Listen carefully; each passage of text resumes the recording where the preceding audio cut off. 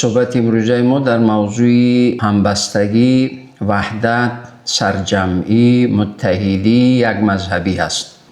تجربه حیات زندگی اثبات کردگی هست که هر ملتی، هر دولتی، هر قومی یا هر عائله در دایره خورد اگر همه در یک جایگی یکدیگر فهمی داشته باشند، حالا اون پدر و مادر مهربانترین انسان نسبت فرزندان باشد و این فرزندان نسبت پدر و مادر بسا احترام و قدردانی داشته باشند، اون خانه بهترین خانه است و تمام خیر و برکت الهی در اون خانه هست.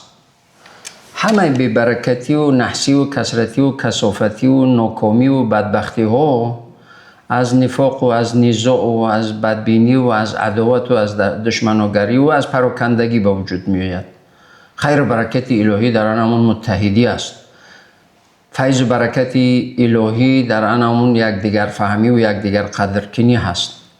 در تمام معامله ها، چه معامله عقدوداری باشد، چه زن و شوهری باشد، چه اپا و خواهری باشد، چه اکا و دودری باشد، چه اپا و دودری و فرق نمیکند، یعنی قطع نظر، چه اهل محله و یعنی منطقه و کشور و دولت، این همه اگر باشد خوشبختترین انسان ها در زندگی میکنند.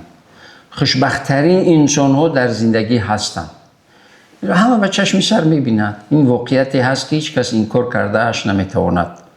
حالا همین همبستگی و یکدیگر فهمی و وحدت و خصوصا وحدت ملی ما باشد، وحدت ملی ما پابرجا و مستحکم باشد. همین وحدت ملی ما نیست که بعد آرامی اینقدر، یعنی مسجد ها رو ببینید، مسجدی در منطقه بهترین و زیباترین و وسیعترین و دانشکده اسلامی، یکی از ساختمان های بهترین عصر و بهترین و زیباترین منطقه، همه این در نتیجه همون وحدت ملی، این همه نعمت های آرامی و برادری هست. وقتی که مسلمان ها، وقتی که مردم کشور، حتی ملت های گوناگون این کشور، مادامی که در اینجا وقتی که در همین جا زندگی میکنن، قطع نظر از کدام قومیت و ملت و یعنی زبان و دیگر، مادامی که همین جا زندگی، مادامی که خون نافشون اینجا ریختگی هستن، اونا فرزند همین سرزمین، فرزند همین کشور، فرزند همین ملت هستن، باید همیشه آرامی و یکدیگر فهمی و وحدت ملی رو با دست دندان مستحکم بگیرند. به خاطری که وحدت ملی این آسودگی و آسایشتگی احساس تمامی نعمت ها هست و این یکی از بزرگترین نعمت هست. حالا آرامی کشور، آبادی کشور، پیشروی های کشور، چی دینی باشد چی دنیوی، چی مادی باشد چی معنوی، این همه رو اگر انسان مسلمان شکر بگوید، در نتیجه حلاوت و راحت و لذت این نعمت رو حس میکند. هستند بعضی انسان هایی که دویم کارشون گیج است، کارشون گیج است و ولوله،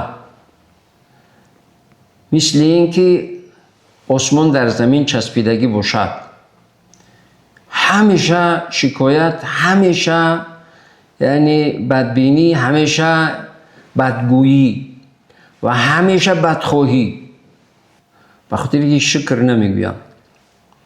کم نیستن انسان‌هایی که 60 سال دارن، 70 سال دارن و از دارندگی و دنیا و مال و ثروت و این چیزا کمی ندارن، لیکن دایی میبینید شکایت میکنن، این محرومم از این، محرومم از اون، محرومم. خب از یک دو سه محروم باشی، از میلیونی دیگه بهره‌مند هستی.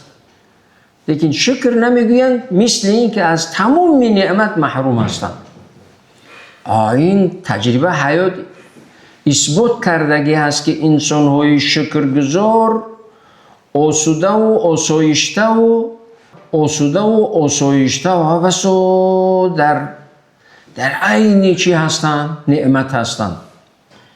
یعنی برای همین انسان شکر بگوید، انسانی فکر کند، انسانی که خیرخواه باشد، انسانی که همیشه نعمت رو شکر بگوید، همه نعمت هدایت، نعمت اسلام، نعمت قرآن، نعمت کشور آرام، نعمت پیشروی های این کشور، نعمت وحدت ملی، این همه نعمت است.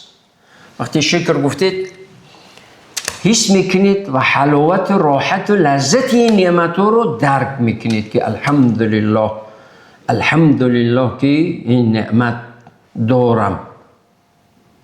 حالا چرا اون انسان 60-70 سال از این محرومم، از اون محرومم، از همه محرومم، بعد بگید اکا شما که از همه چیز محروم باشید، حالا حتی میگید هیچی خوردن نمیتوانم، هیچی خوردن نمیتوانستید، چگونه 70 ساله شدید؟ یک بار شکر بگید الحمدلله، خدا را شکر 70 سال عمر دارم و خونه دارم، زن دارم، فرزندو دارم، سر لباس دارم، شکمم سیر است. نه مثل اینکه هیچ چیز ندارد. ناشکری، ناسپاسی انسان رو به بدبختی میبرد. وقتی انسان شکر نگوید مثل اینکه هیچ چیز ندارد. اما وقتی که مسلمان شکر بگوید، بگوید که الحمدلله، خدا را شکر، تمام قلبش پر از نور و قناعتمند و راضی و آسوده زندگی میکند.